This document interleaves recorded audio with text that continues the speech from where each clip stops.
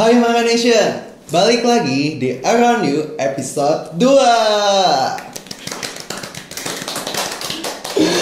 Oke, tentunya dengan gua Vincent, mahasiswa manajemen tahun 2022 selaku host Around You. Inspiration is all around you. Oke, hari ini gue gak bakal sendirian nih guys. Gue bakal ditemani Kak Yasmin. Hai Kak Yasmin. Oh ya, gimana kabar kakak nih? Baik, terima kasih. Kamu gimana? Baik. Baik dong. Semoga teman-teman Mara Nation di luar sana baik-baik juga ya. Amin. Amin. Oke, Kak, sebelumnya perkenalan dulu nih. Mungkin nama, angkatan, dan tahun kelulusan. Wah, bakal keren sih tapi. Oke, baiklah. Oke, nama aku Yasmin. Aku dari DKV Maranatha 2016. Angkatannya lulus 2020. Ya kita beda berapa kali? Fun fact guys, fun fact. Gak apa-apa.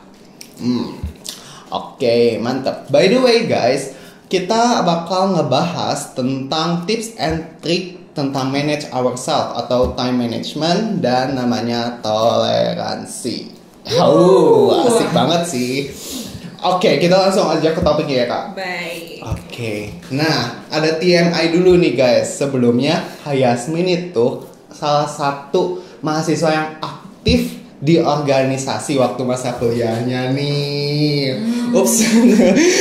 Bener ya, kalau misalnya aku harus ngaku ya iya sih. Iya. Kalau misalnya udah lebih dari 2 organisasi nggak mungkin nggak sibuk. Bener ya. gak sibuk ya.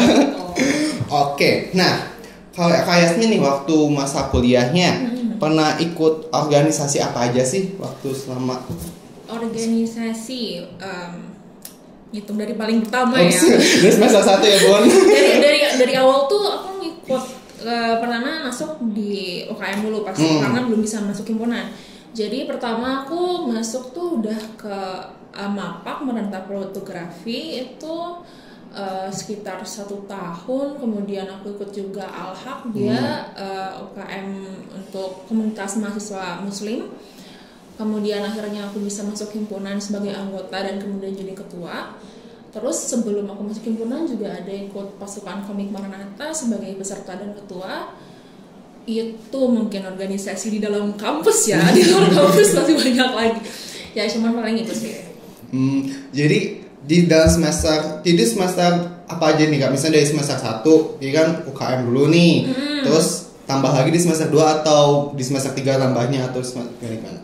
Kalau di awal banget di tahun pertama itu karena kan belum bisa nyentuh himpunan, harus ikut namanya kalau di FSR itu menyebutkan. Cuman kalau dulu tuh jadi aku pertama masuk Al-Haq dan MAPAK itu di tahun pertama. Jadi tahun pertama semester 1 dan 2. Kemudian akhirnya aku bisa ikut di himpunan Himagrama Maranatha grafik. Oke, itu grafik mahasiswa. Terus habis itu aku juga nyempil jadi mentor Wirata nih. Mentor. Udah lama banget tapi asik loh jadi mentor. Kemudian dari mentor akhirnya tahun depan aku di divisi desain audiovisual. Jadi mungkin anak-anak baru 2018 lihat aku lari-lari nih bawa kamera itu dulu. Terus ya akhirnya di semester 2, 3, 4 2 sampai 5 kayaknya aku sibuk di pasukan komik Maranatha. Dan ya kesibukan lainnya. Ya. Sibuk ya guys. Dihajar terus. Oke. Nah, ngomong-ngomong kan tadi kakak tuh udah banyak organisasi, belum yang di luar juga kan. Nah, kan pasti ada manage time-nya gitu kan, kita harus manage gitu diri kita sendiri. Belum lagi family, keluarga tentunya ya kan. Belum lagi tadi kakak sebut organisasi. Belum lagi kita pasti butuh main gak sih sama teman-teman? Iya. Kan? Dan yang lain-lainnya gitu, ibadah dan yang lain-lainnya. Nah, cara kakak manage waktu kakak tuh gimana sih? Paling basic aku pasti bawa jurnal. Itu aku kan anaknya bukan yang sebenarnya digital banget. Jadi aku banyak manual bawa catatan, jurnal. kemudian pas aku akhirnya bisa discover cara-cara baru, mungkin kayak pakai Google Calendar lah segala macam, misahin mana kebutuhan untuk kuliah, mana kebutuhan untuk pribadi, mana kebutuhan untuk organisasi yang lainnya. Itu sih tools utamanya. Tapi sih balik lagi ke diri sendiri, kadang-kadang kan aku harus jadi orang yang bisa fleksibel untuk berbagai jadwal kan. Kadang-kadang kayak Min bisa ke kantor saya nggak? Itu Kak Prodi tiba-tiba ya, yang kayak gitu-gitu tuh harus bisa ngosongin waktu kan. Jadi ya sebenarnya balik lagi sih harus tahu prioritas gitu. Karena kan prioritas orang tuh beda ya nggak? Misalnya kayak aku tuh lebih prioritas sama teman dan organisasi, kadang-kadang ya let's say keluarga kan jadi yang berdua gitu. Jadi itu sih balik lagi ke orang mau prioritas mana gitu. Gitu sih. Jadi berbeda kebutuhan, berbeda prioritas. Bener-bener karena maksudnya kayak aku waktu dulu di himpunan nih. Kan nggak semua orang di himpunan prioritasnya untuk himpunan kan pasti ada orang yang kayak gue mau masuk himpunan buat cari poin, ada dan aku nggak bisa ngelarang orang untuk masuk karena hal tersebut kan, karena memang ya sekarang syarat lulusan macam-macam. Terus kayak misalnya si A nih anggotanya ini dia lebih family person gitu ya, aku nggak bisa maksa dia untuk terus aktif di himpunan. Jadi sebenarnya balik lagi tadi udah ke-mention juga toleransi di situ gitu. Ya sometimes kita butuh namanya family juga, ada yang butuh family, ada yang butuh yang A atau yang B gitu. Jadi nggak bisa disamain. Nggak bisa disamain, semua orang pasti cara prioritizing si kebutuhan dan waktunya bakal beda-beda gitu. Betul. Jadi dicatat guys, apapun itu, misalnya kayak punya schedule gitu hari ini atau besok, harus dicatat dulu biar nggak kecolongan. Betul, gitu. Karena deadline ya banyak ya masa kuliah ya. Iya. Oke. Nah tadi kan kakak kan punya kesibukan juga nih selain di kuliah atau di luar. Pernah nggak sih kehektikan itu, ada hektikan yang ada drama-dramanya itu kan banyak ya. Banyak. Apalagi pas tahun-tahun awal sejujurnya, karena kan mungkin kalau ada yang kenal aku di zaman SMA atau SMP tuh orangnya kuper. Ya gak ada yang pasti bakal kaget, Yasmin kok jadi kahima. Itu banyak temen-temen yang ngerasa kayak gila si Yasmin kok beda banget sekarang. Karena memang dulu aku terkenal sebagai orang yang gak dekat sama orang lah, yang gitu-gitu. Tapi akhirnya aku sadar kayak nggak bisa kuliah kalau aku masih kayak gini, aku nggak akan survive di kehidupan setelah kuliah. Jadi kayak dari situ dia tahun-tahun awal aku banyak banget yang namanya kecolongan karena belum pernah dulunya nggak sibuk, belum kelatih ya trial error lah. Jadi akhirnya aku ngeliat yang namanya kecolongan, apalagi sampai semester kayaknya sampai semester 4 tuh banyak yang kecolongan karena pertama ya salahku juga ngambil kuliah 23 SKS 24 SKS pusing kan. Jadi dari situ banyak kecolongan, cuman akhirnya terima kasih terhadap teman-teman saya dan dosen yang perhatian gitu. Jadinya aku bisa manage waktu lebih bagus dan akhirnya belakang-belakang jadi lebih tahulah prioritas aku yang harus aku duluin apa gitu. Jadi ada value-nya tersendiri ya nggak sih Kak, waktu ada ikut organisasi tuh kita mau nggak mau harus bisa manage ourselves gitu. Itu penting banget, parah. Oh iya guys, nah kan kakak ini alumni dari Magnat. Nah setelah lulus dari Magnat, kesibukannya apa sih akhir-akhir ini? Kesibukan yang paling utama pasti kerja full time. Itu aku karena kantornya alhamdulillah dapatnya di Singapura karena memang koneksi. Terima kasih Google. Koneksi dapat di Singapura. Aku WFH dari Bandung dan ya pokoknya sebenarnya teammate aku juga bukan orang Singapura, dia orang Malaysia, jadi ya kita kerja Southeast Asian lah gitu. Dari gitu itu kesibukan pertama. Kesibukan kedua aku ada freelance.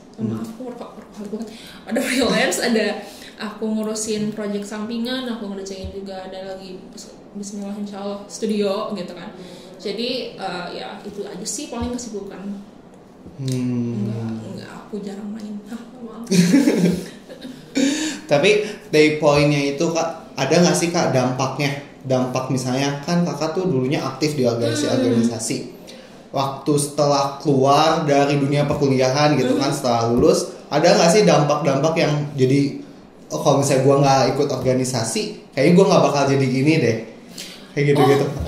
Itu banyak sih. Maksudnya yang dampak terbesar dari aku ikut organisasi itu sebenarnya skill dan kemampuan communication skill satu, dan teamwork skill.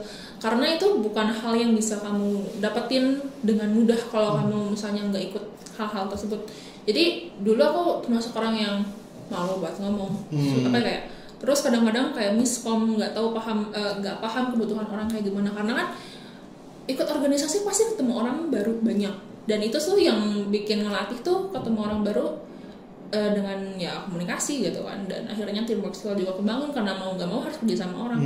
Nah pas masuk kerja, apalagi ini konteksnya kan karena kantorku Singapura, aku harus ngomong bahasa Inggris nih all day loh, itu kayak telepon segala macam Inggris semua. Bayangin kalau misalnya communication skill kamu aja udah buruk nih, terus bahasamu juga nggak bisa kayak gitu, lu nggak bisa communicating gitu. Dan aku bersyukur banyak karena aku mau keluar dari zona nyaman aku zaman kuliah untuk ikut banyak organisasi, dan akhirnya terpakai di dunia kerja gitu. Yang paling banyak pakai sebenarnya koneksi. Karena dengan banyak ikut organisasi sebenarnya kamu kenal orang baru di bidang baru, dan walaupun sebenarnya bidangnya sama nih, pasti dia di tempat yang berbeda gitu. Jadi ya banyaklah yang datang akhirnya kepada saya karena butuh sesuatu gitu kan, dan mereka nggak punya. Jadi ikut karena koneksi. itu penting sumpah. Koneksi itu penting ya guys. Jadi temenan banyak aja ya gitu. Benar, banyak. Oh iya. Oke. By the way nih Kak, kemarin ini ada teman-teman Maranation yang nanya ke DM kita. Mereka tuh pertanyaannya tuh seputar bimbang mau masuk Maranatha tuh bisa nggak ya, atau karena berbeda gitu, misalnya mungkin berbeda sukunya, berbeda agamanya, jadi bimbang maju mundur itu masuk Maranatha. Mungkin di sini ada beberapa contoh DM-nya. Oke. Nah tadi kayak beberapa contoh DM-nya nih. Nah, sorry ya Kak, menyinggung dikit. Kan Kakak juga kan beragama Muslim nih. Nah, pernah nggak sih Kak waktu awal-awal, artinya SMA ke kuliah, bingung atau nanya-nanya sebelum masuk ke Universitas Kristen Maranatha yang jelas-jelas ada kata Kristennya itu sendiri? Wah, ini pertanyaan yang menarik banget buatku, karena memang sebelum masuk itu stigma nggak usah universitas, sekolah Kristen pun aja udah aneh buat keluargaku yang memang semuanya Muslim. Ngapain kamu masuk ke Universitas Kristen kalau masih ada universitas lainnya gitu. Terus ya sebenarnya kan untuk aku bahkan bisa masuk DKV-nya sendiri pun mereka udah, ngapain kamu ke DKV, mau kerja apa? Itu aja udah satu pertanyaan, dan aku harus bisa ngejelasin kenapa aku harus masuk, kenapa harus Maranatha gitu dari semua kampus yang ada. Dan akhirnya aku bisa ngejelasin bahwa ini tuh kampus tuh punya SDM yang baik gitu kan, dan aku nggak akan bisa dapetin SDM ini di kampus lain gitu. Dan aku tahu mungkin bakal kedengeran aneh kalau aku Muslim gitu dan harus masuk ke Maranatha. Cuman orang-orang di sini tuh ya, maksudnya aku tahu gitu dari koneksi dari mentorku, memang Maranatha tuh bagus gitu. Jadi kayak kenapa harus ke tempat lain, mana Maranatha jauh lebih dekat dari rumah gitu kan, orang Cimahi. Jadi akhirnya mereka mulai luluh lah dari keluarga inti gitu kan. Dan akhirnya mamaku justru akhirnya mensupport aku gitu. Kenapa aku masuk Maranatha? Karena di situ harusnya kamu bisa belajar dan merasakan jadi orang dalam tanda kutip minor gitu kan. Bukan orang yang biasanya aku dulu sekolah di sekolah negeri, dulu sebelumnya aku di sekolah Islam. Jadi kayak yuk belajar buat challenge gitu. Dulu challenge diri sendiri, buat kenal sama orang yang gak biasa kamu kenal, dan satu lagi buat belajar toleransi, karena kamu sendiri selalu menjadi orang yang major gitu, jadi sebagai orang yang kebanyakan di sekitar kamu. Dan berhasil. Dari saran-saran dari mama itu akhirnya ngajarin aku bahwa orang itu berbeda-beda banyak, dan masuk Maranatha sini pun aku nggak dapat stigma aneh, stigma yang udah dibilang orang-orang itu ya hilang, karena di situ toleransinya sangat baik banget, sumpah. gitu. Ya gimana sampai gitu.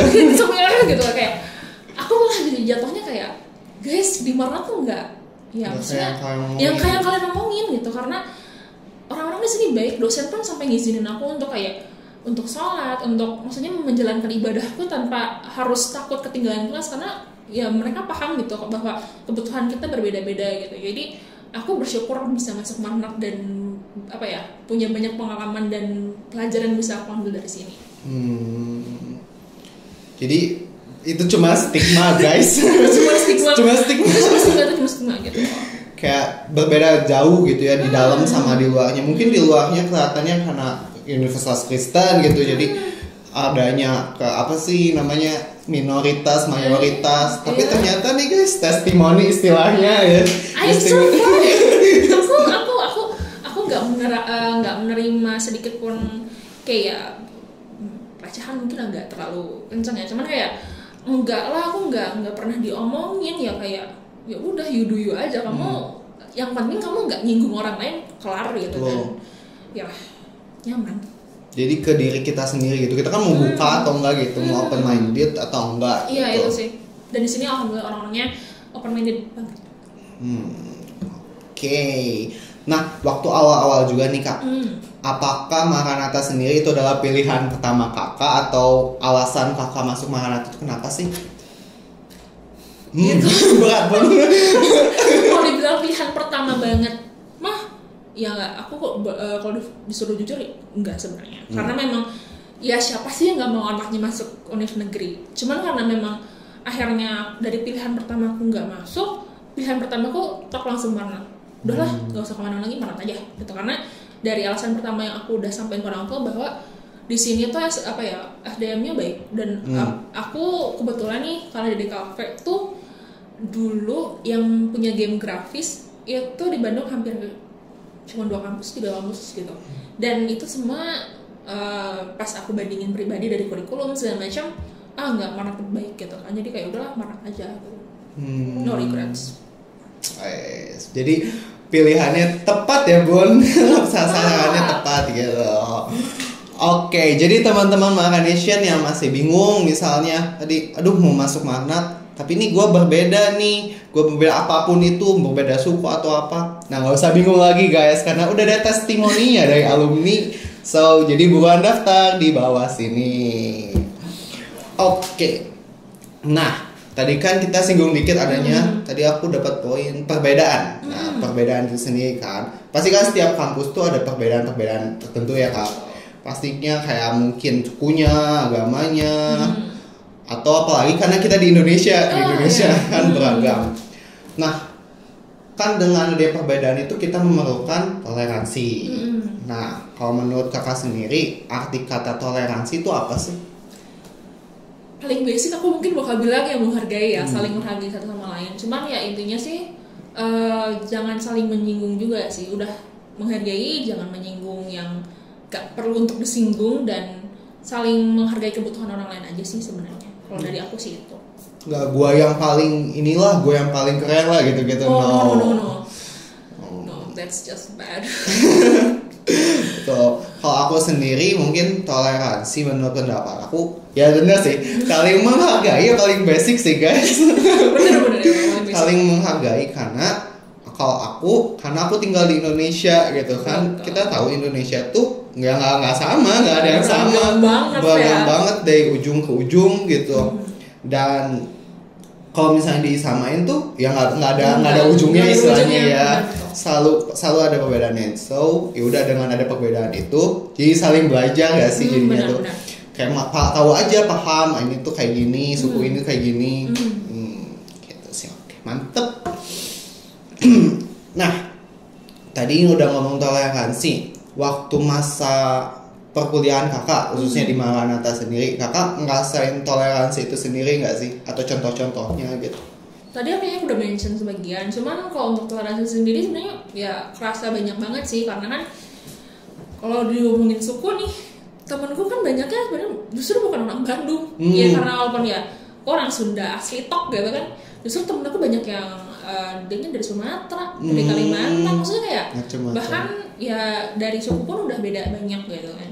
Kemudian dari agama sendiri, ya teman muslim aku berapa sih, kayak di sini kayak cuman 1-2 gitu, bisa dihitung jari banget lah, nggak banyak. Terus kemudian kayak dari agama lain, agama apa teman-temanku yang paling banyak justru daripada yang Kristen, Buddhis.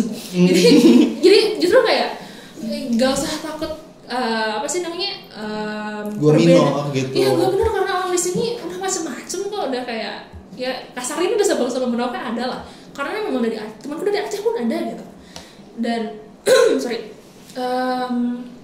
apa ya, dari situ aku juga belajar kebiasaan-kebiasaan dari agama atau bahkan dari sukunya sendiri, kayak oh lu tuh kalau di sana tuh kayak gini ya, kalau di sini kayak gini loh. Dan akhirnya malah exchange pengalaman tuh lebih kerasa karena orangnya beda-beda, dan toleransinya sendiri pun kan tadi aku udah mention dari mana sih, dari dosen, dari temanku pun ada, kayak misalnya kita mau makan kayak hati-hati jangan sampai kita makan yang ada babinya, karena kan di Marna tuh daerah sini ya banyak kan pilihan makanannya, dan nggak menutup kemungkinan ada babinya gitu kan. Dan mereka kayak Min lo jangan kesini, ini ada babinya, oke, thank you gitu kan. Dan akhirnya kita apa ya, bisa enjoying things together, pengertian bareng-bareng gitu. Terus kalau misalnya justru ya yang bikin paling kocak tuh kayak, Min lo udah sholat belum? Dari temen aku yang Buddhis, dari temen aku yang Kristen, bahkan temen aku yang Muslim kayak ya dia gitu loh. Terus sih kayak apa yang bikin aku terenyuh tuh karena mereka bahkan bisa ngingetin apa yang aku sendiri lupa gitu kan. Jadi apa ya, aku ngerasa di sini tuh bahkan ya solid lah, lebih solid dibanding apa yang aku pernah pikirin gitu. Kayak aku kira di sini tuh aku bakal jadi sendiri-sendiri gitu loh, kayak ibadah sendiri atau apa sendiri. Enggak, temen-temenku bahkan sampai nemenin aku ke musola, Min sholat aja gitu. Jadi kayak ya privilege ya. Ya di sini tuh kayak aku malah merasa jauh lebih solid dan lebih bersyukur lah gitu. Jadi suatu privilege, jadi kita bisa kenal gimana sih adatnya suku ini, suku A, suku B, suku C. Jadi kalau misalnya kalian masih ragu atau kalian masih takut nih gue jadi minor, so big no guys itu. I'm here, aku living proof di sini. Oke, nah Kak, ada kata-kata terakhir nggak sebelum kita menutup podcast hari ini? Kata-kata terakhir ya, mari kita berpikir. Sebenarnya sih dari apa yang aku obrolin hari ini, mungkin yang aku bakal sampaikan tuh pertama, jangan lupa untuk bersosialisasi dan berorganisasi, karena itu hal yang menurut aku pribadi cukup penting. Dia punya impact yang panjang bahkan sampai kamu lulus gitu. Itu pengalaman berharga yang nggak bisa kamu dapat lagi setelah kita lulus, karena setelah lulus di-expect kita untuk udah jadi orang yang nggak begitu banyak berbuat kesalahan. Jadi justru kuliah adalah tempat kamu bereksperimen, melakukanlah banyak kesalahan ya, karena itu tempat yang paling aman lah buat kamu untuk melakukan itu gitu. Latihan benar, karena kalau udah kerja mah ya yang paling dimarahin bos gitu kan. Kemudian yang kedua adalah hancurkanlah stigma untuk kuliah di universitas atau ya apapun itu yang tidak sesuai dengan kamu, karena kalau kamu belum merasakan sendiri itu hanya sekedar stigma gitu. Jadi yang aku rasakan di sini adalah toleransi yang sangat luas dan besar gitu, dan kamu nggak akan bisa dapetin itu di ya maksudnya kampus-kampus standar. Aku kayaknya bisa jamin deh omongan ini, karena teman-temanku yang lain tuh ya mereka nggak bisa mendapatkan pengalaman apa yang aku dapetin gitu. Jadi jangan takut lah, dan nggak muncul bahasa Sunda mau ngegel, nggak akan gigit gitu. Jadi ayo join Maranatha. Di sini banyak beasiswa. Karena aku juga beasiswa by the way. Oke, jadi tadi banyak belajar banget ya guys tentang schedule, itu penting banget buat kita ini, apalagi mau masuk masa-masa kuliah gitu, buat teman-teman camaba. Terus tadi juga namanya toleransi itu penting. Terus kayak kita harus open minded lah dari diri kita sendiri gitu. Jangan takut, jangan aduh nanti gua dijauhin, jangan insecure dulu. Bahasana. Karena orang kalau udah sebelumnya udah takut gak akan untuk maju untuk mencoba gitu. Dan dari pengalaman aku sejauh ini, nyesel gak nyobain itu jauh lebih besar dibanding nyesel dan gagal. Jadi whatever you do, just do it. Just do it. Just do it. Gitu.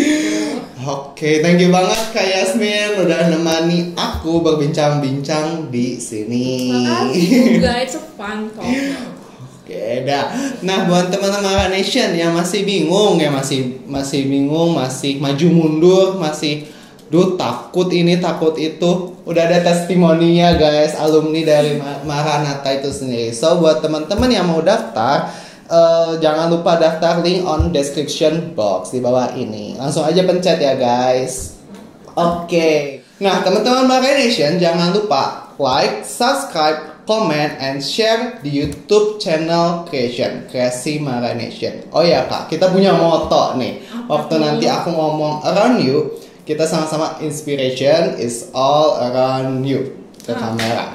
Inspiration is all around you. Yeah. Oke. Kita tes dulu ya. Oke, siap. Around you, inspiration is all around you. Oke. Dan saksikan lagi episode-episode berikutnya dari Around You. Inspiration is all around you. Thank you for watching. Dadah.